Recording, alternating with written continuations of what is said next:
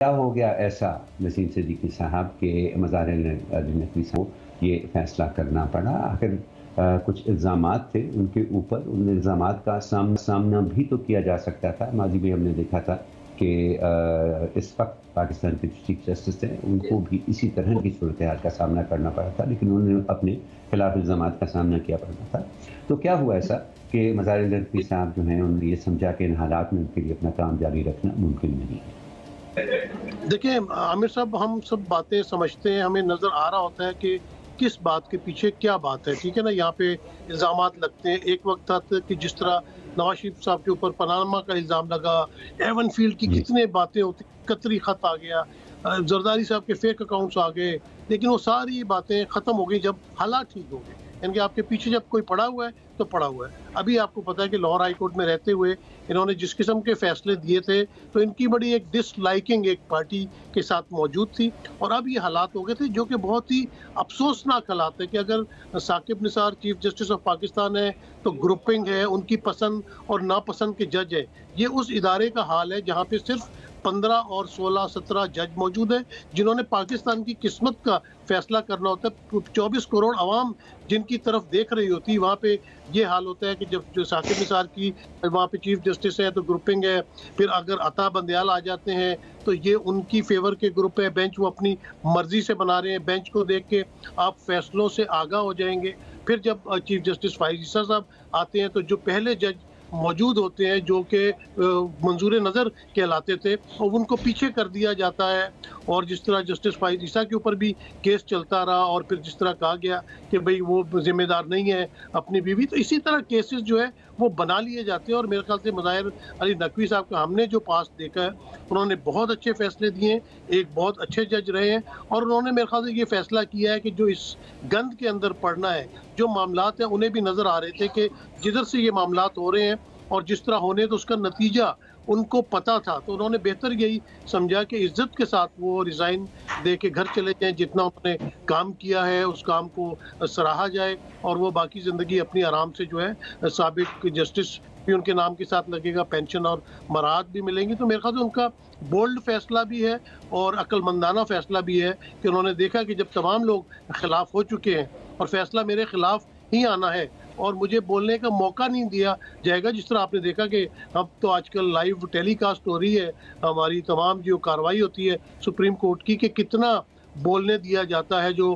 مخالف پارٹی کے وہاں پہ وکلا موجود ہوتے ہیں، لگتا ہے کہ وکیلوں کی ضرورت نہیں ہے، اور جسٹس صاحب کی طرف سے جو ہے وہ اس طرح کے سوالات آ جاتے ہیں کہ وہ جو دوسری گریونس پارٹی ہے ان کے مقابلے میں جو دوسرا ہوتا ہے ان کو کوئی وہاں پہ اپنا کمنٹس دینے ہی نہیں پڑتے۔ تو جب سب چیزیں آپ کو نظر آ رہی ہے، آپ دیکھ رہے ہیں کہ دریا کا رخ کیا ہے، ہوا کا رخ کیا ہے، تو وہاں میرے خیال سے جسٹس مظاہر علی نقوی صاحب نے یہی فیصلہ کیا کہ بہتر یہ ہے کہ وہ خاموشی کے ساتھ گھر چلے جائیں۔ یہ میرا اپنا تجزیہ ہے، میرا خیال ہے۔ رائٹ نسیم صاحب، تو امبر کیا کہیں گی؟ وہ پاکستان کے اندر ہم نے اکثر دیکھا ہے کہ کسی بڑے عہدے کے اوپر آیا تو بڑی عزت کے ساتھ جاتا ہے، لیکن باعزت جانا وہاں سے اکثر لوگوں کے لیے ممکن نہیں رہتا۔ تو نسیم صدیقی صاحب کا کہنا ہے کہ مزار علی نقوی صاحب نے اپنے لیے باعزت ایک خود کو رخصت کرنے کا ایک طریقہ یہ نکالا ہے۔ کیا کہیں گی آپ؟ میں ویسے اس سے اختلاف کرتی ہوں، کیونکہ مجھے لگتا ہے کہ ایک ڈبل سٹینڈرڈ بھی پھر ہے۔ ہم توقع رکھتے ہیں کہ ہم اگر موازنہ کریں کہ سیاستدان جو ہے اور بڑے بڑے سیاستدان ہیں وہ اپنے کیسز کا سامنا کریں، وہ کیوں مفرور ہوتے ہیں، وہ کیوں بھاگ جاتے ہیں، وہ کیوں عدالت میں پیش نہیں ہوتے۔ یہاں تو یہ ہوا ہے کہ ایک عدالت ہے جس میں الزامات ہیں ایک جج پر، اور ایک طریقہ کار وضع کیا گیا ہے سپریم جوڈیشل کاؤنسل کا، وہ اس کا سامنا نہیں کر پا رہے ہیں اور نہیں کرنا چاہتے، کیونکہ ان کا ظاہر ہے، ان کا تو دعویٰ یہی ہے، ان کا یہی کہنا ہے کہ جو پروسیس ان کو میسر ہونا چاہیے تھا وہ نہیں ملا۔ لیکن بہتر نہیں ہوتا اس میں، ہم نے کوئی پہلی بار تو نہیں ہوا، دیگر بھی ججز ہیں جس میں موجودہ چیف جسٹس بھی شامل ہیں، شوکت عزیز صدیقی بھی شامل ہے، جو چاہتے تھے کہ اپنے ان کے خلاف جو مشکلات تھی، لیکن اس کے باوجود وہ چاہتے تھے کہ ان کا کیس وہ ڈیلے ہوتا جا رہا تھا، ان کا جو ہیئرنگ ہوتی تھی، تو فیس کرنا میرے خیال میں آپ پھر بھی سرخرو ہو سکتے ہیں اگر آپ سمجھتے ہیں کہ اگر آپ کو مقدمہ یا آپ کے خلاف جو ایک مقدمہ چلے گا وہ شاید فیئر نہ بھی ہو، لیکن پھر بھی کچھ حقائق ہے جو سامنے آتے ہیں اور بعد میں ہو جاتا ہے سرخرو. تو یہ مجھے لگتا ہے کہ یہ جو اس سے ایک بات تو یہ ہے. دوسری بات بہت اہم ہے اور میرے خیال میں کہ ایک جو ہمیں گروپنگ بھی نظر آ رہی تھی جس کے نسیم صاحب بات کر رہے تھے, ثاقب نثار ہو گئے, عمر عطا بندیال ہو گئے, اب اعجاز الاحسن صاحب, جسٹس اعجاز الاحسن صاحب معزز جج ہیں, وہ اگلے چیف جسٹس بھی بن رہے ہیں, اور واضح طور پر کیونکہ انہوں نے کافی جیسے آپ نے بات کی تھی اختلافی نوٹ بھی پیش کیا تھا, تو ایک وہ گروپنگ جو ہے وہ ٹوٹ گئی ہے. تو آگے آنے والے دنوں میں بھی یہ بھی میرے خیال میں کہ اہم استعفیٰ رہے گا جب اگلے چیف جسٹس آئیں گے. رائٹ. چیزیں دیکھیں, میں تھوڑا سا یہاں پر میں آپٹمزم کا دامن ہاتھ سے نہیں چھوڑتا ہوں. مجھے لگتا ہے کہ بظاہر جس معاملے کے اندر بڑی خرابی ہمیں نظر آ رہی ہے, کچھ بہتری کی طرف ہی اوور آل سچویشن جاتی ہے. اور آپ کی اس بات میں وزن ہے کہ یہ جو بار ہے مقدمات کا سامنا کرنے کا, یہ صرف سیاستدانوں کے لیے نہیں ہونا چاہیے, یہ پھر ہر پاکستانی کے لیے ہونا چاہیے, خواہ اس کا تعلق فوج سے ہے, خواہ اس کا تعلق عدلیہ سے ہے, بیوروکریسی سے ہے یا سیاست سے ہے. ایسا نہیں کہ سیاستدانوں کو ہم ہر وقت کڑی تنقید کرتے رہیں کہ وہ اپنے مقدمات کا فیصلہ کریں, اور اگر وہ بے گناہ ہیں تو اس کے اندر سرخرو ہوں گے. جبکہ سیاستدانوں کے بارے میں ہم نے یہ بھی دیکھا ہے کہ جب آپ سال ہر سال ان کے خلاف مقدمے بازی کر کے کچھ ثابت نہیں کر پاتے تو پھر بھی ان کو مجرم ہی تصور کیا جاتا ہے, ان کو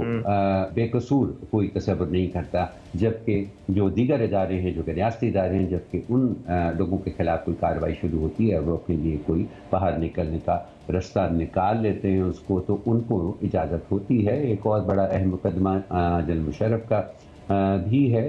جس میں ہمیں کچھ ایسا ہی نظر آیا. ان کو تو پیشیاں بھی بھگتنے کی زحمت سے نہیں گزرنا پڑا اور ان کو بچا دیا گیا. تو اگر پروسیس ہے اپنی جگہ پر تو ہر کوئی اس پروسیس سے گزرے, اور دودھ کا دودھ اور پانی کا پانی ہونا چاہیے. اینی کلوزنگ ریمارکس نسیم صاحب؟ دیکھیں, بات بالکل ٹھیک ہے آپ کی, میں بھی ایگری کرتا ہوں, امبر کے ساتھ بھی ایگری کرتا ہوں. اچھا, پولیٹیشینس نے جو ہے وہ پولیٹکس کرنی ہوتی ہے اور وہ اس کا بہت زیادہ خمیازہ بھگتتے ہیں. اگر ہم پریزنٹلی نواز شریف کا کیس دیکھ لیتے ہیں